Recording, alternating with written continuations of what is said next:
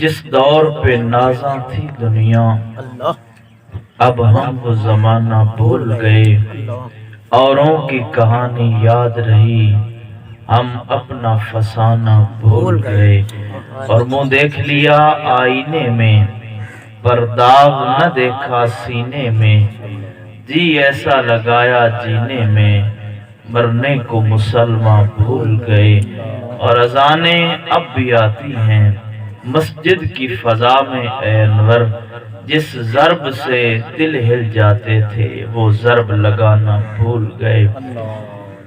منشا یہی ہے سلسلہ کیل و کال کی، یا رسول اللہ ہوتی رہے ثنا تیرے حسن و جمال کی۔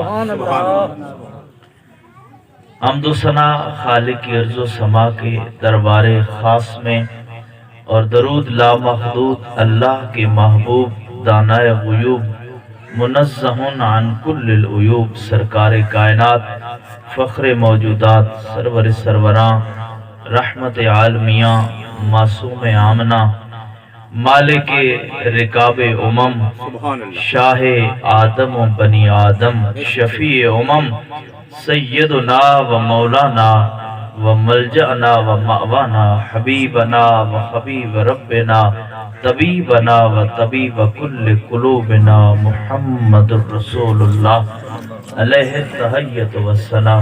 آقا کریم کی بارگاہ عالیہ میں سلام محبت، سلام عقیدت، سلام چاہت و شوق عرض کرنے کے بعد دعا ہے خلاق دو عالم مرحوم کو کروٹ کروٹ جنت کی بہاریں نصیب فرمائے۔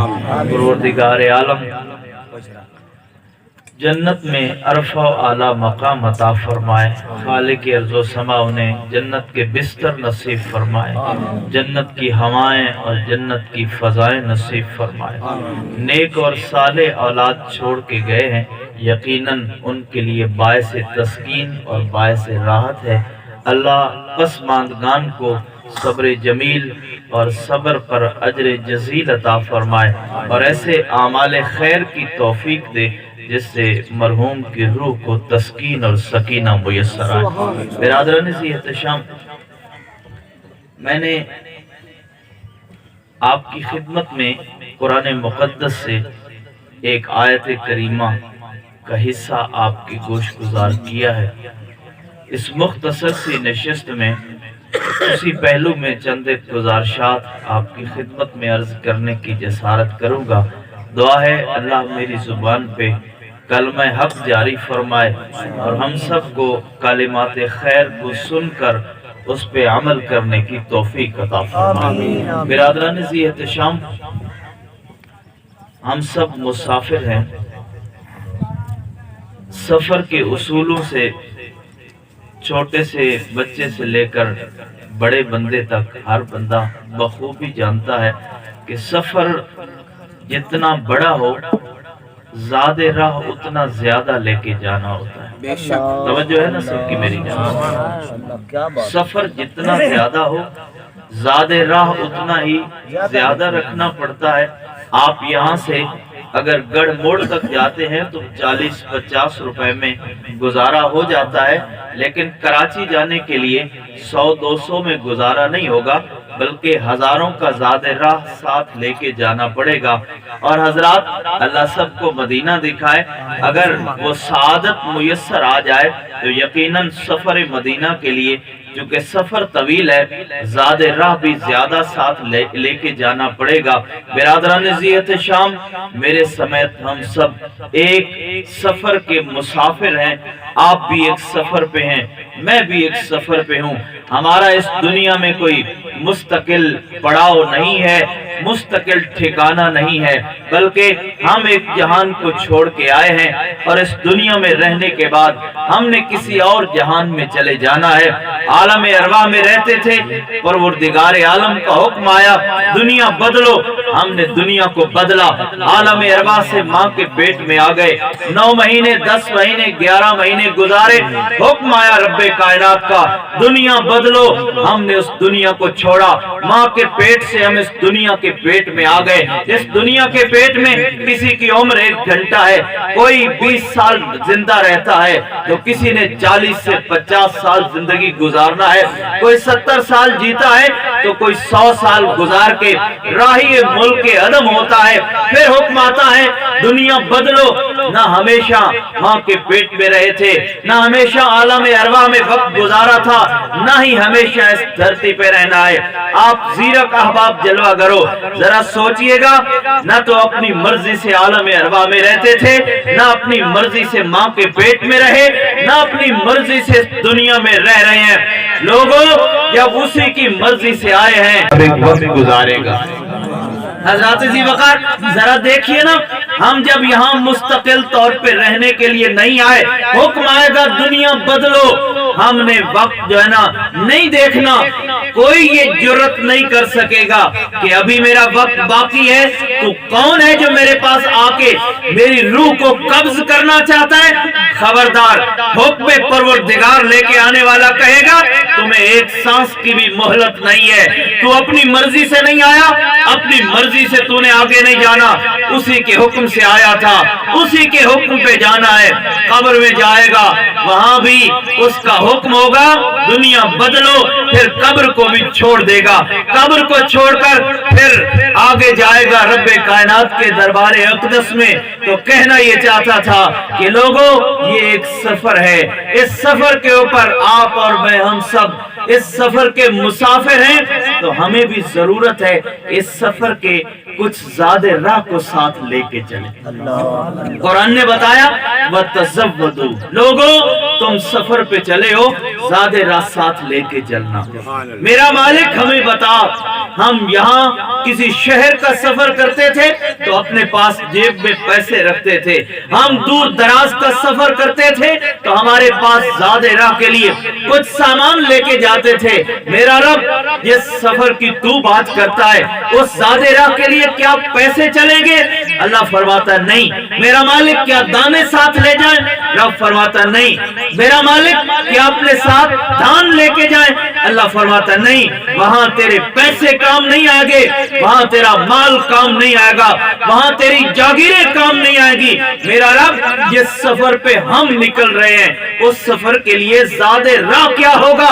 हजरात, मेरी मजबूरी है, मैं अलिफ लैला के किस्से नहीं सुनाता, मैं सुनाता हूँ तो या रब का कुरान सुनाता हूँ या मोहम्मद का फरमान सुनाता हूँ। नारे तकबीर, नारे रिसालत, नारे हैदरी, नारे गौसिया। बिरादरान नसीहत शाम, और रब से पूछे मेरा रब उस राह के लिए, उस सफर के लिए ज़ादे राह क्या हो?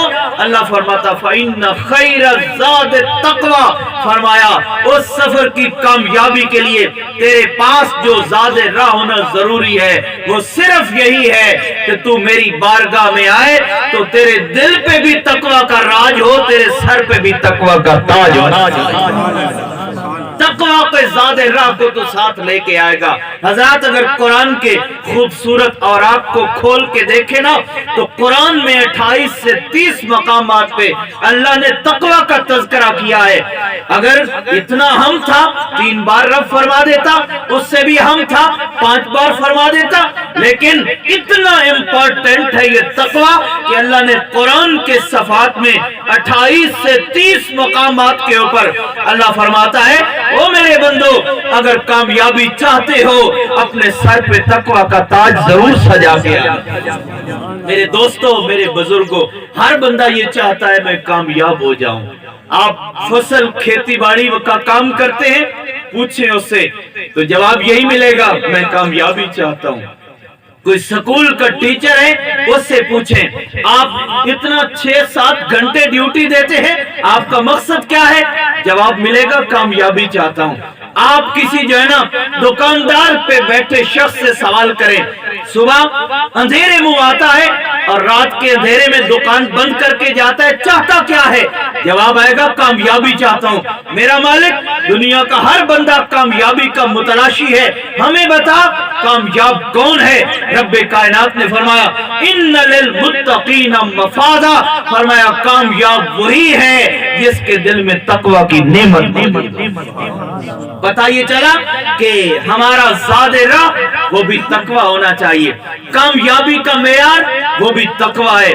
آج ہم جتنا کاروبار حیات میں مصروف ہیں, ہر شخص یہ چاہتا ہے میرے پاس جو ہے نا دولت کی ریل پیل ہونی چاہیے, جیب گرم رہنی چاہیے, اور رب سے مجھ سے میرا رب یہ رزق کی فراوانی کے لیے کیا چاہیے؟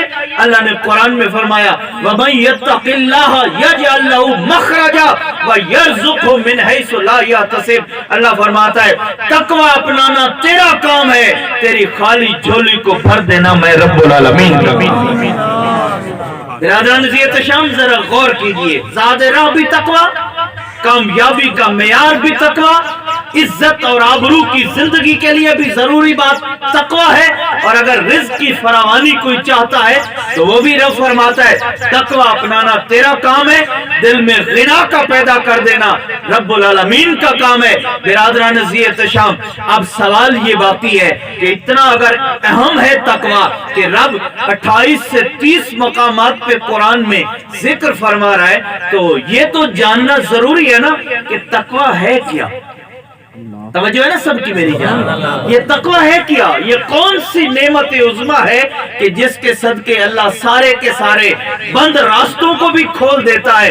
تو تقوی کی اگر اس خوبصورت تعریف کو دیکھا جائے تو مجھے یاد آتی ہے بات حضرت ضیاء الامت پیر کرم شاہ رحمت اللہ تعالی علیہ کی. آپ تفسیر ضیاء القرآن میں فرماتے ہیں تقوی یہ ہے کہ جہاں تیرا رب تمہیں حاضر دیکھنا چاہتا ہے نا, وہاں کبھی غیر حاضر نہ ہونا. اللہ کرے میں سمجھا سکوں اور اللہ کرے آپ کے دل کے دریچوں میں یہ بات راسخ ہو جائے. فرمایا رب جو تقوی کی بات کرتا ہے نا, تقوی یہ ہے جہاں تیرا رب تمہیں حاضر دیکھنا چاہتا ہے وہاں سے کبھی غیر حاضر نہ ہونا, اور جہاں تیرا رب تمہیں غیر حاضر دیکھنا چاہتا ہے وہاں پہ کبھی حاضر نہ ہونا. اے بندہ مسلم, اے بندہ مومن, اپنی زندگی کے شب و روز کا میں بھی حساب لگاؤں, آپ بھی حساب لگائیں. کیا ہماری زندگیوں میں یہ بات راسخ ہو گئی کہ رب یہاں دیکھنا چاہتا تھا وہاں ہم حاضر ہوئے؟ اللہ کے دربار سے ایک آواز اٹھتی ہے, رب کے گھر سے ایک آواز آتی ہے حی علی الصلاۃ. ہم کام کاج نہ چھوڑ سکے, ہم اپنے کاروبار حیات کو بند نہ کر سکے. ہر بندہ کامیابی کے پیچھے ہے, رب بھی کامیابی کا اعلان کرواتا ہے اپنے بندے سے.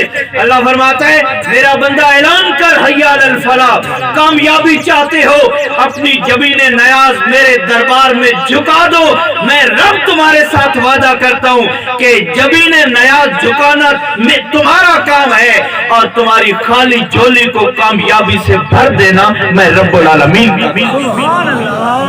ہم کن چیزوں کے پیچھے لگ گئے؟ قرآن ہمیں کہاں لانا چاہتا ہے, ہم کس راہ پہ چل رہے ہیں, اور قرآن ہماری رہنمائی کس راستے کی جانب لگا رہا ہے. برادران عزیز احتشام, اگر قرآن کے صفحات کو دیکھیں نا تو خالق فرماتا ہے یا ایھا الذین آمنوا اتقوا اللہ, اے ایمان والو تقوی اختیار کرو, اللہ سے ڈرو. وَلْتَنْظُرْ نَفْسٌ مَا قَدَّمَتْ لِغَدٍ, مالک فرماتا ہے ہر بندہ دیکھے کہ تم میں سے ہر شخص نے کل کے لیے کیا بھیجا, کل کے لیے کیا بھیجا. میں اپنے گریبان میں جھانکوں, آپ اپنے گریبان میں جھانکیں. آج اگر ہماری زندگی کا آخری دن ہو, آج کی رات ہماری زندگی کی آخری شب ہو, تو ہم غور کریں کہ ہم نے اپنے کل کے سفر کے لیے کیا بھیجا ہے. کیا زبان پہ جھوٹ, کیا زبان پہ چغلی, کیا زبان کی غیبت ہم نے آگے بھیجی ہے, کیا نگاہوں کی ناپاکی ہم نے آگے بھیجی ہے؟ میں ایک اللہ کے بندے کا کلام سن رہا تھا، دل کو راحت ملی، کہنے لگے 30 سال کی عمر تک میں نے 100 بار رسول کائنات کی زیارت کی۔ آپ کی توجہ ہے نا میری جانب؟ ہر بندے کی تمنا ہے کہ میری آنکھ بند ہو، میں سو جاؤں یا مصطفیٰ کہتے کہتے، کھلے آنکھ صلی اللہ کہتے کہتے، تمنا یہی ہے آقا خواب میں جلوہ گر ہوں، میرے کریم کی مجھے زیارت نصیب ہو۔ پوچھنے والے نے پوچھا 30 سال کی عمر تک 100 بار آقا کریم کی زیارت، وجہ کیا ہے؟ کون سا وظیفہ کرتے ہو؟ فرمایا اور تو کوئی وظیفہ نہیں کرتا، جب سے سنا ہے نا کہ آنکھیں پاک ہوں تو نبی کے جلوے دکھائی دیتے ہیں۔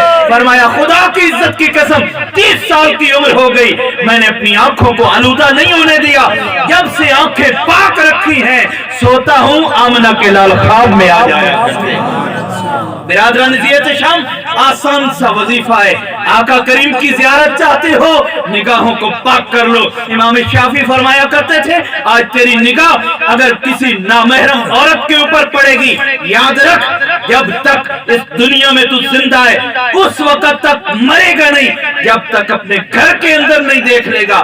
آج میرے جوان، میرے دوستوں، میرے عزیزوں، یہ جوانی کی دہلیز پہ قدم رکھنے والے آباء جو ہے نا بغیر اپنی زندگیوں کا مشاہدہ کریں۔ میں کہا کرتا ہوں تیری جوانی اس لیے نہیں تھی کہ تو کالجوں کے دروازوں پہ گزارتا، تیری جوانی اس لیے نہیں تھی کہ تو ہوٹلوں کے اوپر بیٹھ کر گزارتا، تو اڈوں کے اوپر بیٹھ کر اپنی جوانی کو ضائع کر دیتا۔ اللہ نے تیری جوانی اس لیے تمہیں طاقت دی تھی تاکہ تیرے بازو سلامت ہوں، اس سلامت بازوؤں سے، سلامت ٹانگوں سے اور سلامت وجود سے تو رب کو بھی راضی کر سکے، شاہ عرب کو بھی راضی کر سکے۔ نعرہ تکبیر، نعرہ رسالت، نعرہ حیدری، نعرہ غوثیہ۔ برادران زیت شام، نگاہیں پاک ہوں جلوہ محبوب نصیب ہوتا ہے، زبان پاک ہو اللہ کریم تاثیر دیتا ہے، دل پاک ہوں تو ایمان کا لطف نصیب ہوتا ہے۔ مجھے بتائیے اس دل میں ایمان کا لطف کیسے آئے جو پہلے ہی حسد سے بھرا ہوا ہے؟ میری 2-3 باتیں کڑوی ضرور ہوں گی لیکن دل میں جگہ دیجئے گا۔ برادران زیت شام، اس دل میں ایمان کا سرور کیسے آئے جہاں ہمیشہ صرف ڈیرا ہی اس بات نے ڈال رکھا ہے کہ میں نے 2 بندوں میں لڑائی کیسے کروانی ہے۔ اس دل میں ایمان کا نور کیسے آئے کہ جس دل میں کینہ ہو، بغض ہو، جس دل میں حسد ہو، کسی کی نعمت کو دیکھ کر بندہ برداشت نہ کر سکے اور یہ کہتا پھرے اللہ کرے اس سے چھن جائے، میرے پاس آ جائے۔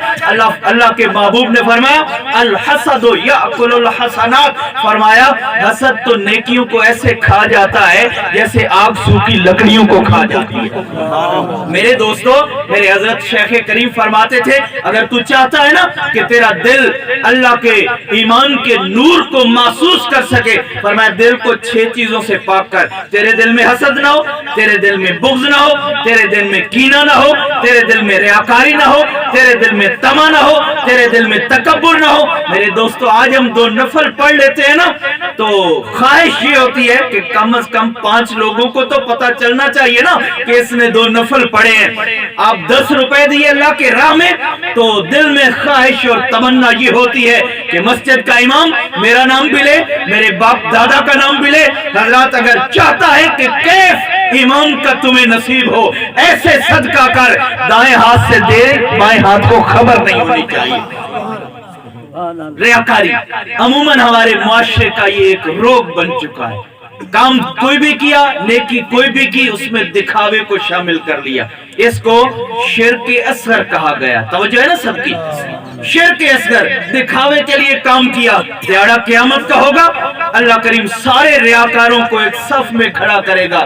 مالک فرمائے گا بتاؤ میرے لیے کیا لائے ہو؟ عرض کریں گے مالک نمازیں پڑھی۔ فرمایا نہیں میرا مالک روزے رکھے، نہیں میرا مالک ہم نے حج کیے۔ اللہ فرمائے گا نمازیں تم نے پڑھی، لوگ کہیں نمازی ہے، لوگوں نے کہہ دیا نمازی ہے۔ تم نے روزے رکھے، لوگ کہیں روزہ دار ہے، لوگوں نے کہہ دیا روزے دار۔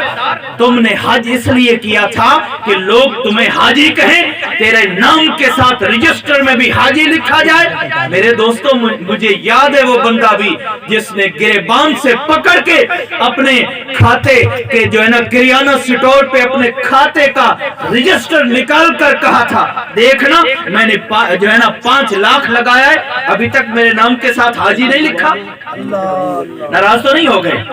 बाबा हज किया है उसकी रजा के लिए, नमाज पढ़ी उसकी रजा के लिए, रोजा रखा उसकी रजा के लिए। खुदा की इज्जत की कसम, अगर मेरे तेरे सारे अमल उसकी रजा के लिए हो जाए ना, खुदा की इज्जत की कसम, इस दुनिया में रहते हुए तेरी आंख देखेगी कि रब भी राजी हो गया, शाहे अरब भी राजी हो गया। नारे तकबीर, नारे रिसालत, नारे खिलाफत, नारे हैदरी।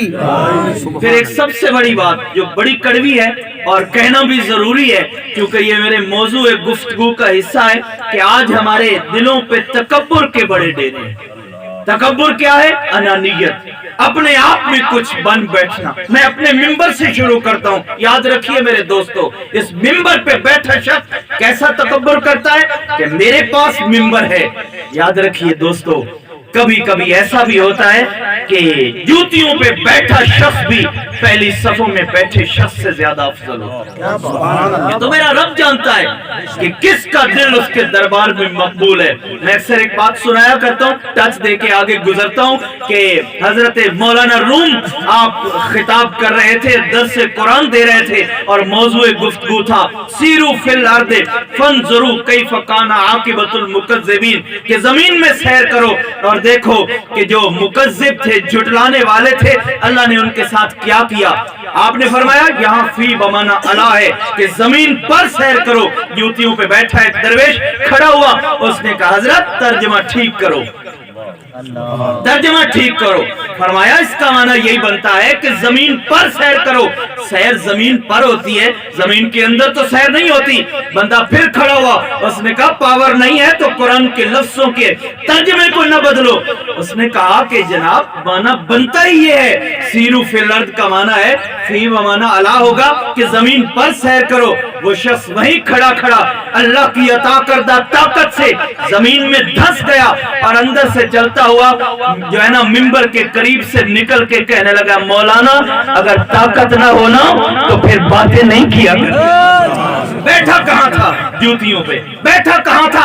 आखिरी सफ में। इसलिए क्या खबर मालिक के दरबार में कौन मकबूल है, क्या पता अल्लाह के दरबार में कौन सा दिल है जो काबिल कबूल है। बिरादरान ज़ियत शम बिश्र आफी सारी जिंदगी शराबे पीते हुए गुजार दी। एक दिन गुजरते हुए ठुड्डा लगा, रास्ते के ऊपर देखा तो एक कागज का टुकड़ा पड़ा था, उस पे नाम लिखा था अल्लाह। दिल पसीज गया, दिल जो है ना इतना गमनाक हुआ, दिल इतना रोया कि ऐ बिशर तू इतना बदबख्त हो गया कि तेरे मालिक का नाम तेरे जो है ना कदमों के अंदर आ रहा है। उठाया कागज के टुकड़े को, उसको झाड़ा, उसको साफ किया, उसको सीने से लगाया, चूम के आंखों पे लगाया और बुलंद मकाम पे रखा कि मेरा रब भी बुलंद है, उसका नाम भी बुलंद मकाम पे होना चाहिए। आज लोग जो है किसी को हकीर समझ लेते हैं, इसने फलां काम किया है, ये जो है ना बहुत ज्यादा हकीर है। नहीं बाबा, क्या खबर उसके बाद उसने तौबा कर ली हो और रब के दरबार में वो मकबूल हो गया हो। बिशर ये काम करके वापस चले शराब खाने में, अल्लाह का बरगजीदा बंदा आके दरवाजा खटखटा रहा है। हजरत बिशर आप हैं? कहा मैं हजरत बिशर नहीं हूँ, मैं तो बिशर हूँ, शराब पीता हूँ, जिंदगी सारी गुनाहों में गुजार दी। उसने कहा नहीं, तू सिर्फ बिशर नहीं है, तू हजरत बिशर है।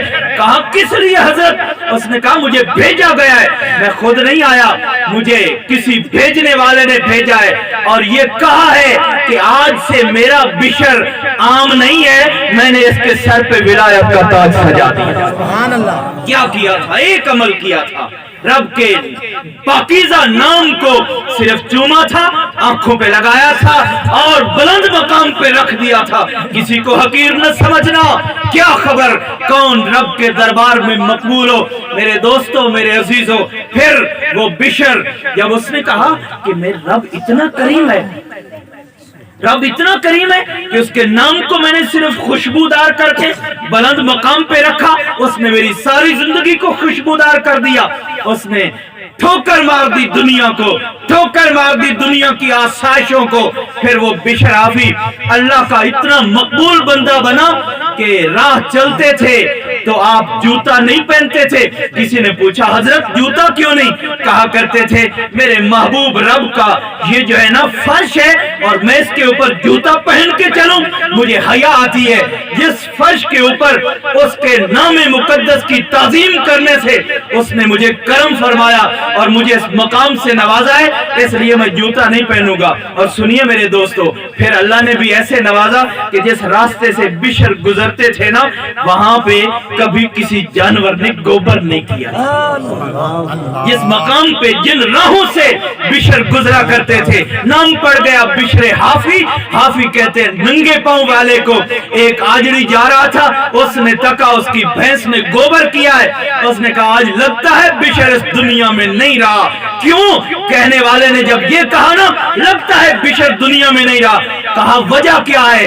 اس نے جواب دیا میں انہی راہوں پہ چلتا تھا جس راستے کے اوپر بشر گزرا کرتے تھے، میری بھینسیں گوبر نہیں کرتی تھی، آج میری بھینس نے گوبر کیا ہے، لگتا ہے بشر اس دنیا میں نہیں رہے۔ جا کے پتہ کیا تو بشر اپنے رب کے دربار میں اللہ کی عزت کی قسم رب کا بندہ بننا تیرا کام ہے، کائنات کی ہر شے کو غلام بنا دینا رب کائنات کا۔ اس لیے کبھی کسی کو حقیر نہ سمجھنا۔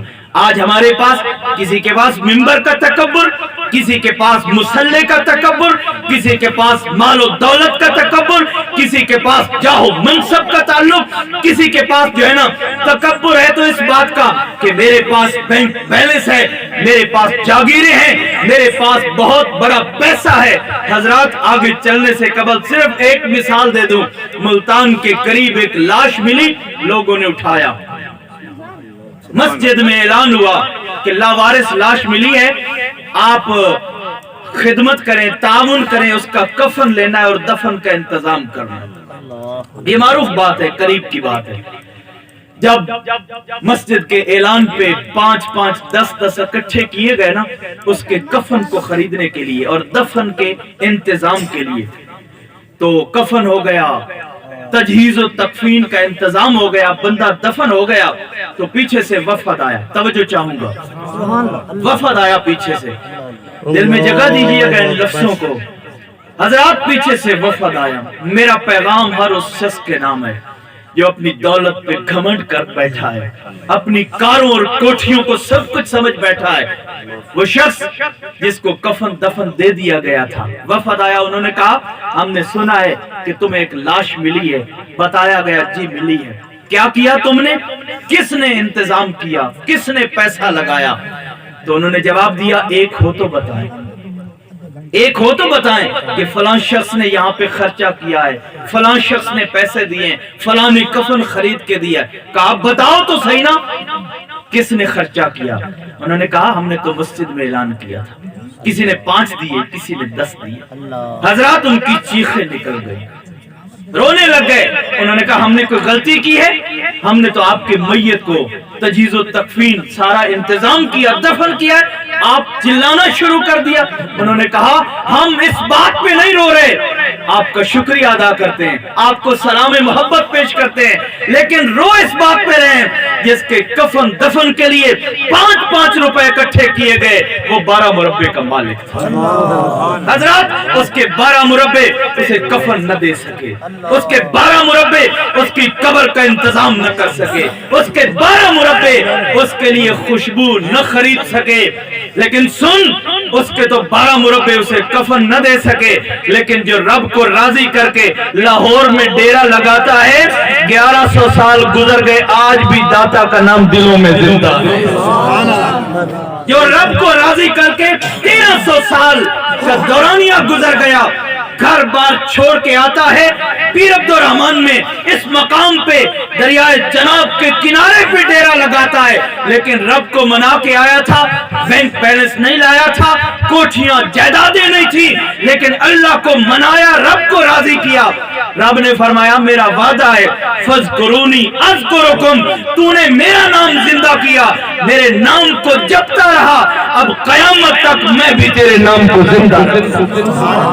دنیا پیر عبدالرحمن کو کون نہیں جانتا؟ آج آپ قریب قریب جا کے دیکھیں تو پرندوں کی زبان سے بھی باہو باہو کے ترانے نکل رہے ہیں۔ بینک بیلنس تھا، جائیداد تھی، کچھ بھی نہیں تھا۔ کیا تھا؟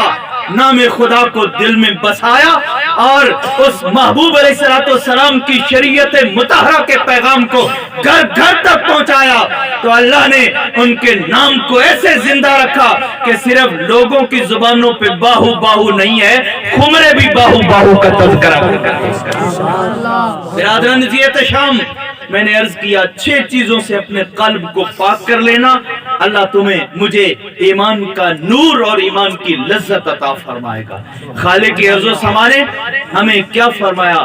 فرمایا کہ اے ایمان والو تقوی اختیار کرو، وَلْتَنْظُرْ نَفْسٌ مَا قَدَّمَتْ لِغَدٍ، اور ہر بندہ دیکھے میں نے کل کے لیے کیا بھیجا ہے۔ میرے دوستو، میرے بزرگوں، یاد رکھو گھر میں بیٹھا بوڑھا باپ تیری جنت، گھر میں بیٹھی بوڑھی ماں تیری جنت۔ یہ جب سائے چلے جاتے ہیں تب ان کی عظمت کا احساس ہوتا ہے۔ یہ صاحبان رحمت جب تک گھروں میں ہے نا، ان سے ضرور استفادہ کرنا، اور اگر احادیث طیبات کا آپ مطالعہ کر کے دیکھیں نا تو جنت تو ہے ہی ماں کے قدموں کے نیچے، الجنت تحت اقدام الامہات، ماں کے قدموں کے نیچے اللہ نے جنت رکھی ہے، اور جنت کا دروازہ اللہ نے تیرا باپ بنا دیا۔ اب میری تیری مرضی ہے کہ ہم اس جنت کے دروازے اور جنت جو جس کے قدموں کے نیچے ہے اس کے خدمت کر کے حاصل کرتے ہیں یا کسی اور جانب چلے جاتے ہیں۔ برادران نزیت شام، میں نے عرض کیا تھا یہ تقوی ہے کیا؟ آپ کی توجہ ہے نا؟ رب فرماتا ہے جہاں جو ہے نا ہر شخص کو، ہر ایمان والے کو رب خطاب کر کے فرماتا ہے اے ایمان والو تقوی اختیار کرو۔ اب جب تقوی آ جاتا ہے تو پھر بندے میں تبدیلی کیا آتی ہے؟ اگر آپ کی توجہ ہو تو 2-3 منٹ میں بات کو ختم کریں۔ جب تقوی آ جاتا ہے، ہم نے تو ایک اپنا معیار، اپنا سٹینڈرڈ بنایا ہے نا کہ متقی وہ ہوگا جس کے ہاتھ میں تسبیح ہو، جس کی بڑی داڑھی ہو، جس کے سر پہ دستار ہو، وہ متقی ہے۔ قرآن سے نہ پوچھے۔ سبحان اللہ۔ الحمدللہ ہمارا تعلق چونکہ اس طائفہ کے ساتھ ہے، ہمارے ایک ہاتھ میں اللہ کا قرآن ہوتا ہے اور دوسرے ہاتھ میں مصطفیٰ کا فرمان ہوتا ہے۔ الحمدللہ ہماری کسی سے ان بن نہیں ہے، ہم تو اس طائفہ سے تعلق رکھتے ہیں کہ ایک ہاتھ میں دامن صدیق رکھتے ہیں، ایک ہاتھ میں دامن حیدر کرام۔ الحمدللہ ثم الحمدللہ اگر قرآن سے تعلق جڑا رہے اور رسول کے فرمان سے تعلق جڑا رہے، ببانگے دہل کہہ رہا ہوں، نہ تیرا عقیدہ متزلزل ہو سکتا ہے، نہ تیری عبادات میں خلل آ سکتا ہے۔ ایک ہاتھ میں قرآن رکھنا، دوسرے ہاتھ میں نبی کا فرمان رکھنا، اور اگر دونوں ہاتھوں کو مضبوطی سے دونوں چیزوں کو پکڑ کے لے جائے گا، خدا کی عزت کی قسم، نہ پل صراط کے اوپر جو ہے نا لرزہ براندام ہوگا، نہ کسی اور راہ کے اوپر، بلکہ یہ دونوں چیزیں تمہیں پکڑ کر اپنے ساتھ جنت میں لے جانے۔ برادران نزیت شام، میں عرض یہ کر رہا، آؤ نا قرآن سے پوچھیں متقی کون ہوتا ہے۔ میرے دوستو چھوٹی چھوٹی باتیں ہوتی ہیں جن کو ہم ظاہراً تو اگنور کر دیتے ہیں، لیکن حقیقت میں ان کے اندر بہت سی حکمتیں پوشیدہ ہوتی ہیں۔ سورہ آل عمران کے اندر اللہ جل کریم نے متقی کی 4 صفات بیان کی۔ سبحان اللہ۔ میرے کہنے کا مقصد صرف یہ ہے میں بھی ان کی طرف اپنی زندگی کو لگاؤں، آپ بھی اس راہ کے اوپر اپنی زندگی کو لگائیں۔ وہ 4 چیزیں کون سی ہیں؟ پہلی چیز فرمایا متقی وہ ہوتا ہے الذین ينفقون اموالهم فی السراء والضراء، متقی وہ ہوتا ہے جس کے پاس مال ہو تب بھی رب کے راستے میں دیتا ہے، مال نہ ہو تب بھی خرچ کرنے والا ہوتا ہے۔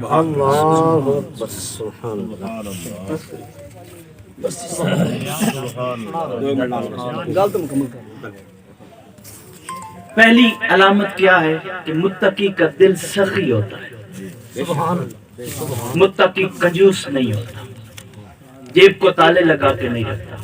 آپ یہ نہ کہنا کہ میں کچھ چندہ مانگنے آ گیا، میں قرآن کی بات سنا رہا ہوں، ہم ان لوگوں میں سے نہیں ہیں۔ سنیے، متقی وہ ہوتا ہے جس کے دل میں غنا بھی ہوتا ہے، جس کے دل میں سخاوت بھی ہوتی ہے، اور یہ بھی یاد رکھیے جس کے دل میں تقوی آ جاتا ہے نا، پھر اس کے دل میں غنا کی دولت ایسے راسخ ہو جاتی ہے کہ پھر وہ اپنی ضرورت کو بھی پیچھے رکھتا ہے اور رب کے راہ میں خرچ کر دینے کو زیادہ آگے رکھتا ہے۔ مجھے یاد آتی ہے جناب حیدر کرار کو سیدہ کائنات نے فرمایا کہ علی آج میرا دل کرتا ہے کہ انار کھاؤں۔ آپ کی توجہ ہے نا؟ کون ہے جس کو آل بیت رسول سے پیار، محبت، عقیدت اور مودت کا رشتہ جس کا نہ ہو؟ اب سنیے، ہمارا تعلق رشتہ محبت و عقیدت آل بیت رسول سے، ان کے معمولات مقدسہ بھی دیکھی۔ سیدہ کائنات نے صرف ایک ڈیمانڈ کی کہ آج دل کرتا ہے میں انار کھاؤں۔ جناب حیدر کرار سے عرض کیا، ایک ہاتھ میں دینار لے کے بازار چل پڑے۔ راستے میں ایک شخص ملا، کہا ضرورت مند ہو، سنا ہے آل رسول کے دروازے پہ جو آتا ہے کبھی خالی نہیں جاتا۔ ایک دینار لے کے گئے تھے، اس کے ہاتھ میں تھما دیا، واپس پلٹ آئے۔ سیدہ کائنات فرماتی ہیں کہ میں نے جب ان کے چہرے کو دیکھا نا تو مجھے محسوس ہو گیا کہ علی ہے، یقیناً رب کی راہ میں دے کے آیا ہوگا۔ میرے دل سے بھی انار کھانے کی جو خواہش تھی وہ ختم ہو گئی۔ فرمایا کہ ابھی ہم بیٹھے باتیں ہی کر رہے تھے، دروازے پہ دستک ہوئی، سلیمان فارسی نے دروازہ کھٹکھٹایا، کہا حیدر کرار گھر میں ہے؟ جی میں گھر میں ہوں۔ فرمایا آپ کا تحفہ لایا ہوں، دربار محمد مصطفیٰ سے آیا۔ کیا لائے ہو؟ کیا لائے ہو؟ کہا انار لایا ہوں، انار لایا ہوں۔ کتنے انار ہیں؟ دروازہ کھولتے ہی سوال پوچھا، کتنے انار؟ کہا 9۔ کہا جاؤ یہ میرے نہیں ہیں، یہ کسی اور کے ہوں گے۔ آقا نے آپ نام لے کے بھیجا ہے کہ میری طرف سے انار کے تحفے جا کے دے گو۔ فرمایا نہیں، قرآن میں علی نے پڑھا ہے من جاء بالحسنۃ فلہ عشر امثالھا، کہ جو ایک دیتا ہے اللہ ایک کے بدلے 10 دیتا ہے۔ یہ 9 کسی اور کے ہوں گے، علی کے حصے کے 10 ہی ہوں گے۔ سلیمان فارسی نے جیب سے ایک انار نکالا، فرمایا یہ تو میں نے تبرک کا نفل لیے رکھ لیا تھا، یہ 10 آپ کے ہی تھے۔ حضرات رب کی راہ میں خرچ کر کے دیکھ، اللہ کی عزت کی قسم، وہ ایک کے بدلے 10 بھی دیتا ہے، 70 بھی دیتا ہے، 700 بھی دیتا ہے۔ فرمایا متقی کی علامت یہی ہے کہ رب کے راستے کے اوپر خرچ کرتا ہے۔ دوسری علامت والکاظمین الغیظ، غصے کو پی جانے والا، اینٹ کا جواب پتھر سے نہیں دیتا، ایک تھپڑ کے بدلے 10 نہیں لگاتا۔ کوئی گریبان پکڑ لے تو یہ نہیں کہتا کہ تو نے 2 بندوں کے سامنے مجھے رسوا کیا، میں بھرے بازار میں تیری عزت کو نیلام نہ کروں، مجھے چودھری اور مار صاحب نہ کہنا۔ بلکہ متقی وہ ہے جس کے بارے میں رب کا قرآن یہ بتاتا ہے جب اسے غصہ آتا ہے نا، والکاظمین الغیظ، وہ غصے کو پی جاتا ہے، والعافین عن الناس، اور پھر کہتا ہے میں نے رب کے لیے تجھے معاف کر دیا، پھر دل میں بغض نہیں رکھتا۔ واللہ یحب المحسنین، پھر احسان بھی کر دیتا ہے۔ میرے دوستو، میرے بزرگوں، آؤ اپنی زندگیوں میں بھی ان چیزوں کو لاگو کروں، آپ بھی ان چیزوں کو لاگو کریں۔ اللہ مجھے بھی عمل کی توفیق دے، اللہ آپ سب کو بھی عمل کی توفیق